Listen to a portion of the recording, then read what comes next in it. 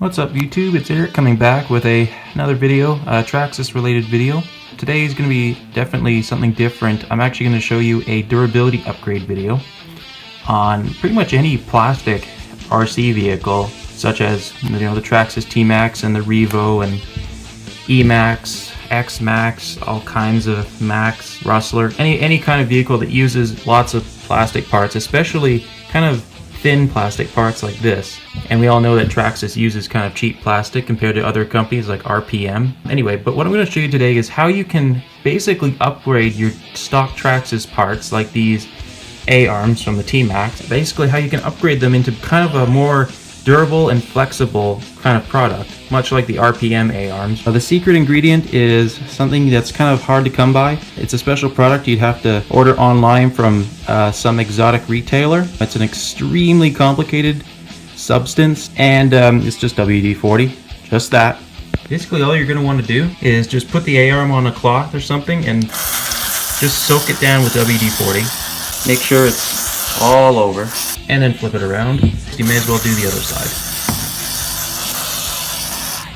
Plastic parts are porous, and basically they'll allow WD-40, which has a million different uses, to soak in to all the tiny little pores inside there and kind of make these parts more flexible. As you can see, the reason I took two off is to eventually show you a before and after shot, but I'm pressing down on this, and this is very hard and brittle. If I press down any harder, I could probably break it. A lot of people break t-maxx A-arms, and they end up upgrading to RPM A-arms, and I believe for like an RPM like True Track kit, it's like $100 for front and rear, just plastic parts. So to me, this is a very handy upgrade if you don't want to go out and buy a whole new set of A-arms for a pile of money.